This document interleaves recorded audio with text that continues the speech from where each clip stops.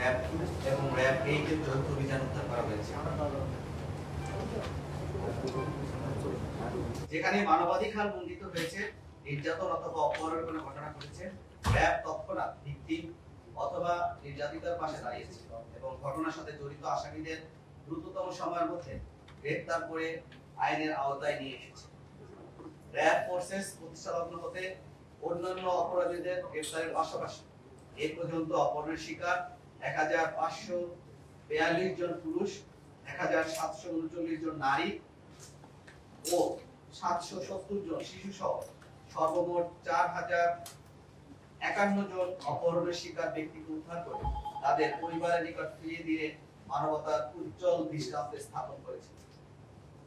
এই ধারাবাহিকতায় গত 30 সেপ্টেম্বর 2024 তারিখে রাজধানীর সদরঘাটের সোয়ারিঘাট এলাকায় আব্দুল্লাহ আর নূর তুষার 8 বছর বয়স নামের এক শিশুকে অপহরণের শিকার হয়। ভিকটিমের মায়ের সাথে অপহরণকারী বাদল ওরফে হৃদয় 30 বছর বয়স নামের এক তরুণের মোবাইল ফোনের মাধ্যমে পরিচয় হয়।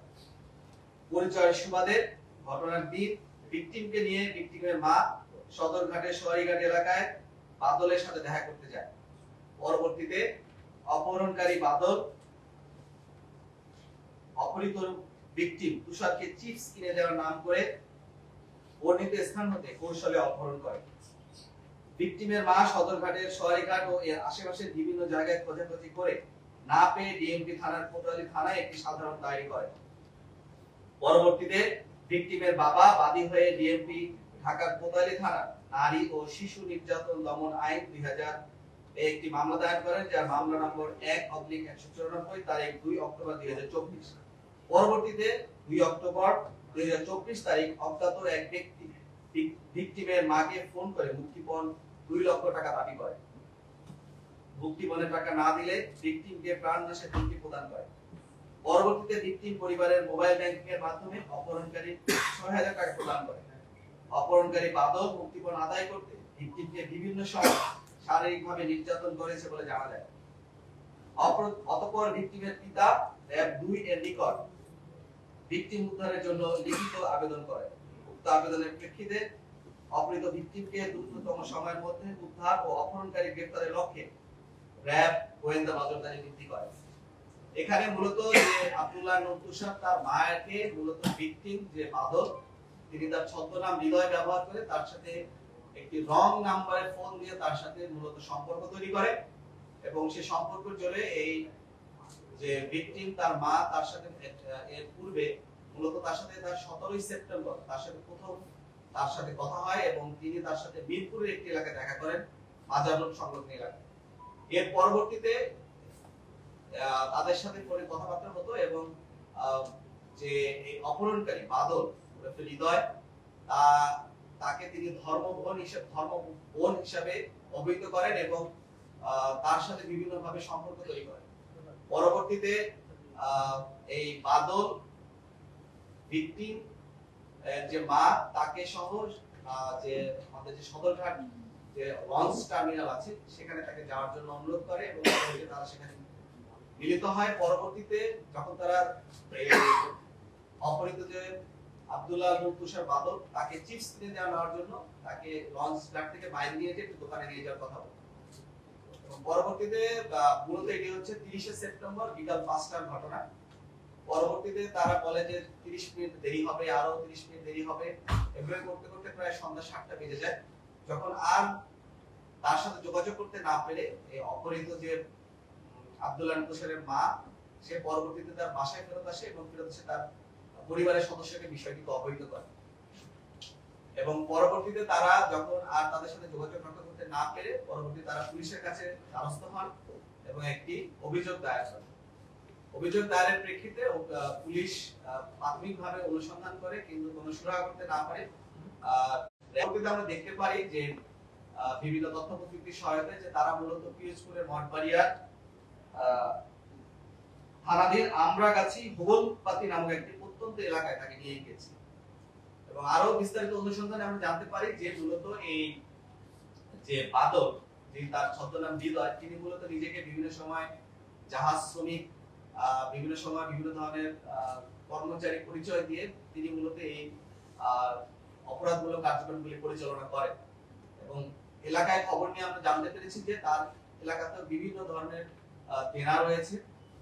এবং আমরা বিস্তারিত অনুসন্ধানে আমরা আরো জানতে পারি যে এই অপরাধমূলক কর্মকাণ্ডে বাদলের সাথে তার স্ত্রীও তাকে সহায়তা করে। এবং যখন এই আব্দুল্লাহ তুষারকে তাকে মূলত এই সদরঘাট থেকে তাকে নেওয়ার সাথে সাথে তাকে একটি বাসে করে তাকে মঠবাড়িয়াতে নিয়ে যাওয়া হয় এবং তাকে একটি ঘরে আটকে রাখা হয়। এবং এই আব্দুল্লাহ তুষার অত্যন্ত ছোট বয়স, তার মার সাথে কথা বলে আমরা জানতে পারছি তাকে ঘুমের ওষুধ খাওয়ানো হয় এবং তাকে জোরপূর্বক মারধর করে। তার স্ত্রীও তাকে এতে সহায়তা করেন, আর যে অপহরণকারী বাদল হাওলাদার তিনি এবং তার স্ত্রী তাকে মারধর করে এবং জোরপূর্বক তাকে এই ঘুমের ওষুধগুলো খাওয়ায় তাকে জোর করে ঘুম করে রাখা হয়। এবং সে যদি খেতে না চাইতো তখন তাকে তার উপর মারধর করা হয়। পরবর্তীতে আমাদের র‍্যাব 2 এবং র‍্যাব 8 এর দুটি অভিযানিক দল যৌথভাবে আমরা মঠবাড়িয়া অপারেশন করি এবং তাদের যে স্থানে তাদেরকে আটকে রাখা হয়েছিল সেই স্থান থেকে আমরা তাদেরকে উদ্ধার করতে সক্ষম হই। এবং সেখানে আমরা দেখতে পাই এবং আশেপাশে এলাকা থেকে জানতে পারি যে তিনি আরো অনেক ধরনের অপরাধমূলক কর্মকাণ্ডে জড়িত এখানে, এবং তার মূলত মানুষকে ঠকিয়ে বা মানুষের সাথে প্রতারণা করে অর্থ নেওয়াই হচ্ছে তার একটা অন্যতম ব্যবসা হিসেবে তিনি এটাকে এই অর্থগুলি আদায় করে। এবং এখনো সেই অপরাধীকে আমরা ধরতে পারিনি, বাট তিনি আমাদের নজরদারির মধ্যে আছেন। অচিরেই আমরা হয়তো তাদেরকে গ্রেফতার করে আইনের আওতায় নিয়ে আসতে সক্ষম হব। সবাইকে ধন্যবাদ। যদি কারো কিছু বলার বিশেষত যে এই যুবকের সাথে তার মোবাইলের মাধ্যমে পরিচয় এবং সেটার সূত্র ধরে তাদের একাধিকবার দেখা মিলিত হয় তারা। তো বিষয়টা ডেফিনেটলি এটা একটা মর্মান্তিক বিষয়, কিন্তু এক্সট্রা মেরিটাল বিষয়গুলো আপনারা পেয়েছেন, এটা কিন্তু স্পষ্ট। আচ্ছা, এই জিনিসটা আজকে কেন আমরা প্রেস ব্রিফিং করলাম, কারণ ইদানিং আমরা দেখতে পাচ্ছি যে এই ধরনের ঘটনাগুলি কিন্তু অনেক বেশি ঘটছে এবং এই ঘটনাগুলি কিন্তু আমাদের কাছে আছে। আপনি যদি বর্তমান সময়ের যে অপহরণের যে প্যাটার্ন এটা যদি আপনারা দেখেন তাহলে দেখবেন যে আসলে কিন্তু এই মোবাইল ফোন বা সামাজিক যোগাযোগ মাধ্যমে বিভিন্ন ধরনের সম্পর্ক তৈরির মাধ্যমে কিন্তু তারা মূলত এই ধরনের কার্যক্রমগুলো পরিচালনা করে। এছাড়াও আমরা দেখতে পাই যে আরো কিছু প্যাটার্ন আছে, যেমন আমরা যদি বলি যে কিছু উচ্চ বয়সী যারা আছেন তারা নিজেদেরকে আত্মগোপন করে, হয়তো তাদের পরিবারের কাছে তাদের মনোমালিন্য কোনো একটা বিষয়, এবং পরবর্তীতে তারা দাবি করেন যে তারা অপহরণ হয়েছে এবং পরবর্তীতে তারা তাদের বাবা মার কাছ থেকে কিছু টাকা পয়সা নেওয়ার জন্য তারা কিন্তু এই ধরনের অপহরণের নাটক সাজায়। এটা আমরা কিন্তু পেয়েছি।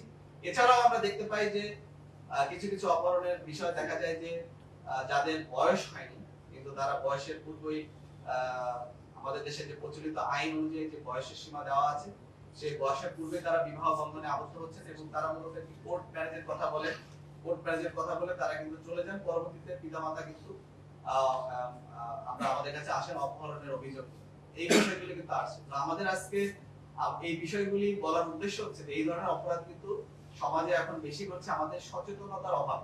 তো আমরা চাই যে আমাদের আজকের যে ঘটনাটা, এই ঘটনার মাধ্যমে আমরা যে বিস্তারিত বললাম, বিস্তারিত ঘটনার মাধ্যমে আমরা যদি সচেতন হই, অপরিচিত কারোর সাথে সম্পর্ক বা তাকে বিশ্বাস করার পূর্বে অবশ্যই আমরা তার সবকিছু জেনে নিই। যেমন এই আব্দুল্লাহ তুষার কে যে অপহরণকারী সে নিজেকে কিন্তু বাদল হাওলাদার তার নাম, কিন্তু সে নিজেকে কিন্তু হৃদয় নামে পরিচয় করিয়ে দিয়েছেন সবার সাথে, এবং তার কিন্তু বিস্তারিত কোনো তথ্যই এই ভিকটিমের পরিবারের কাছে ছিল না। কিন্তু আমরা সেই তথ্য প্রযুক্তির সহায়তায় সবকিছুর মাধ্যমে আমরা কিন্তু তার বিস্তারিত তথ্য উদ্ঘাটন করতে পেরেছি। তো আমরা বলতে চাই সাধারণ যারা জনগণ আছেন কারোর সাথে কোনো সম্পর্ক বা কোনো ধরনের কোনো পরিচয় হওয়ার পরে আপনার বিস্তারিত জানার পরে মূলত তার সাথে মেলামেশা বা সব ধরনের তথ্য শেয়ার করবেন। ভাই আপনি আসামে এরেস্ট করতে পারেন, মানে আসামের কোনো দিকের বা কোনো বক্তব্য আপনার কাছে নেই, এই ছেলেটাকে কিভাবে নিয়ে গেল আপনার, ছেলের মুক্তি জানতে পারছেন কিভাবে জানতে পারছেন? এই সদরঘাট থেকে আমরা পুরো বিষয়টা ফলো করতেছিলাম যে আপনি যেভাবে বললেন যে আসলে আমরা ঘটনাটার একপাক্ষিক বিষয়টা জানি কিনা সেটা বোঝার জন্য এখানে আমরা এই বিষয়টা যখন আমাদের কাছে আসেন, আমাদের কাছে মূলত কোতোয়ালি থানা থেকে আমাদের কাছে সহায়তা চায় এবং আমাদের কাছে তাদের সাথে যে কথোপকথন হচ্ছিল সেই কথোপকথনে তারা 2 লক্ষ টাকা মুক্তিপণ দাবি করছিল এবং পুরো প্রসেসের সাথে আমরা ছিলাম। এবং ছেলেকে যে শারীরিকভাবে আঘাত করা হয়েছে তার শরীরে সেগুলোর জখমের চিহ্ন আছে এবং তাকে যে ইনিশিয়াল পেমেন্টটা করা হয়েছিল তাকে কিন্তু কিছু টাকাও এই আসামিকে আমি বলবো যে ভিকটিমের পক্ষ থেকে এই যে আব্দুল্লাহ খানুল মুর্তুসার পক্ষ থেকে তার মা তাকে উদ্ধারের জন্য কিছু টাকাও পেমেন্ট করেছিল। এর মাধ্যমে আমরা নিশ্চিত করতে পেরেছি যে মূলত তাকে এখানে অপহরণের জন্য মূলত তাকে নিয়ে যাওয়া হয়েছে এবং তাকে নিয়ে যাওয়ার জন্য যে ছকটা আঁকা হয়েছিল সে তাকে মূলত পরিচয়ের মাধ্যমে তাকে ফাঁদে ফেলে তাকে প্রথমে একটি জায়গায় দেখা করে, তার পরবর্তীতে আরেকটু তার বিশ্বস্ততা অর্জন করার মাধ্যমে তাকে পরবর্তীতে আরো একটা জায়গায় নিয়ে যায়, যেটা হচ্ছে সোয়ারিঘাট ঢাকা লঞ্চ টার্মিনাল। সেখানে নিয়ে যাওয়ার পরে মূলত চিপস কিনে যাওয়ার কথা বলে তাকে ছেলেটাকে মায়ের কাছ থেকে আলাদা করে নিয়ে যাওয়ার পরে তাকে একটু বাসে করে তাকে সরাসরি নিয়ে যায় হচ্ছে মঠবাড়িয়া। লঞ্চ ঘাট থেকে লঞ্চ টার্মিনাল থেকে বের হয়ে তাকে মূলত মঠবাড়িতে নিয়ে যাবো, সেখানে তাকে আটকে রাখে।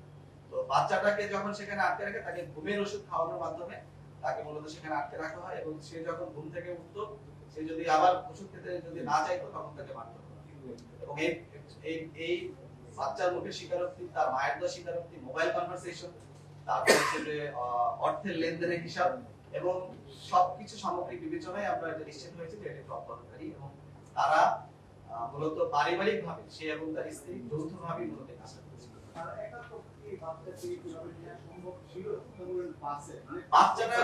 বাচ্চাটাকে সে কিন্তু প্রথম দেখে, বাচ্চাটাকে আমি কথা বলেছি, বাচ্চাটাকে সাথেও সে তার বন্ধুত্ব তৈরি করেছে। বাচ্চা এর পূর্বে যখন তার মা তার সাথে দেখা করতে যায় বা যখনই তার সাথে দেখা হয়েছে সে বাচ্চাটাকে সবসময় সে আদর করতো এবং তাকে চিপস কিনে দিত। তখন আমি তার বাচ্চাটাকে জিজ্ঞাসা করা হয়েছিল তুমি কেন কেন, বলে আমাকে তো সবসময় আদর করতো, আমাকে সবসময় কিনে দিত, চিপস কিনে দিত, আমি সেই জন্য তার সাথে গিয়েছি। তো তুমি আর কথা বলো না কেন, বলে আমি চিপস কিনে দিব, আমি উঠছিলাম, এরপর কি হয়েছে আমি বলতে পারি। সম্ভবত তাকে বাস উঠানোর পরেই তাকে সম্ভবত অজ্ঞান করে তাকে নিয়ে যাওয়া হয়েছে। বাদলের কি এর আগে কোনো অপহরণের রেকর্ড আছে কিনা? আগে আমরা অপহরণের রেকর্ড আমরা খুঁজেছি, তার নামে কোনো মামলা আমরা এখন পর্যন্ত পাইনি, তার পিসিবি চেক করে, বাট তার এলাকাতে অনেক ধরনের অপরাধের সাথে জড়িত বলে এলাকাবাসী তাকে বলেছে এবং তার অনেক ধরনের দেনা আছে এবং সে মানুষের কাছ থেকে বিভিন্ন সময় টাকা নেয় এবং সে এলাকায় থাকে না, বিভিন্ন জায়গায় বিভিন্ন সময় সে মানে এলাকাতে সে কম থাকে, তার যে নিজস্ব যে এলাকা কম থাকে সে মূলত নারায়ণগঞ্জ, সাভার এইসব জায়গায় সে ঘোরাফেরা করে। সে প্রথমে তাকে একবার বলেছেন সে জাহাজ নির্মাণ শ্রমিক, তারপরে সে বিভিন্ন জায়গায় মানে বিভিন্ন প্রতিষ্ঠানে চাকরি করে বলে বিভিন্ন জায়গায় সে নিজেকে উপস্থাপন করে। ভাই একটু অন্য প্রসঙ্গে একটা প্রশ্ন করবো আপনাকে, সেটা হচ্ছে র্যাব বাংলাদেশের যতগুলো আইন শৃঙ্খলা বাহিনীর সংস্থা আছে তার ভিতরে সবচেয়ে নির্ভরযোগ্যতার জায়গায় জনগণের কাছে গিয়েছে। 5 আগস্ট পরবর্তী সময় অনেক আইন শৃঙ্খলা সংস্থা বিতর্কিত হয়েছে, তাদের কাছ থেকে মানুষের আস্থা চলে গেছে, কিন্তু র্যাবের প্রতি সেই আস্থাটা এখনো আছে। আমরা দেখছি 5 আগস্টের পরে আপনারা বিভিন্ন সময় নিজ উদ্যোগে কিংবা মামলা ধরে অনেক আসামিকে ধরছেন, কিন্তু মোস্ট ওয়ান্টেড যাদের আসলে পাবলিক দেখতে চাচ্ছে সামনে সেই আসামিদের, সেটা আমাদের পুলিশ সংস্থারও অনেকে আছে, একদম এজাহারভুক্ত আসামি, তাদের ধরার ব্যাপারে আপনাদের অনীহা নাকি আপনারা তাদের খুঁজছেন, আসলে কোন জায়গায় আছে? 5ই আগস্ট পরবর্তী সময়ে আমরা আরো এটা বাড়বে। আমার লাস্ট যে আমি যে প্রেস ব্রিফিংটা করেছিলাম সেখানে আমি বলেছিলাম যে আমরা 1170 জনকে গ্রেফতার করেছি। এর ভিতরে উচ্চ পর্যায়ে যারা ছিলেন তাদের থেকে প্রায় 39 জনকে আমরা গ্রেফতার করেছিলাম। এরপরে যাদেরকে বিভিন্ন সামাজিক যোগাযোগ মাধ্যমে আমরা দেখতে পেয়েছিলাম 11 জন ছিল, এটা এখন 15 জনের মতো হবে। যাদেরকে অস্ত্র হাতে বিভিন্ন সোশ্যাল প্ল্যাটফর্মে আমরা দেখেছি যে তারা ছাত্র জনতার উপর গুলিবর্ষণ করেছিল, এরকম এটা অলরেডি 15 ক্রস করতে আমি আশা করছি। যেটা আমি লাস্ট যে প্রেস ব্রিফিং করেছিলাম সেটা 11 জন ছিল। এছাড়াও আমরা কিন্তু অস্ত্র উদ্ধার এবং যেগুলো গোলা বারুদ এগুলোতে কিন্তু উদ্ধার আমরা প্রায় 219টা অস্ত্র উদ্ধার করেছি। এগুলো হচ্ছে আমি এটা আপডেটেড আমার কাছে নাই, আপনাকে আমার সময় দিলে আমি আপডেটটা বলতে, যেটা লাস্ট মিডিয়া পেজে সেটাই বলছে প্রায় 10,642 রাউন্ড অ্যামুনিশন কিন্তু আমরা তখন কিন্তু আমরা উদ্ধার করতে সক্ষম হয়েছি এবং আমাদের এই কার্যক্রম কিন্তু চলমান আছে এবং আমরা বলতে চাই যে কারো কাছে যদি কোনো তথ্য থাকে কিন্তু আমাদেরকে দেন, আমরা তাদেরকে সহায়তা করি না, সেখানে কোনো কাউকে দেখা যাচ্ছে আমরা করছি না, এই ধরনের কখনোই হবে না। র্যাব সবসময় আপনাদের সাথে আছে, সাধারণ জনগণের সাথে আছে এবং আমরা সবসময় আমাদের উপর যে দায়িত্ব কর্তব্য যেটা আছে ম্যান্ডেট অনুযায়ী আমরা সেটাকে অনুসরণ করে আমাদের সর্বোচ্চ আমি করি। আমি বলছিলাম যে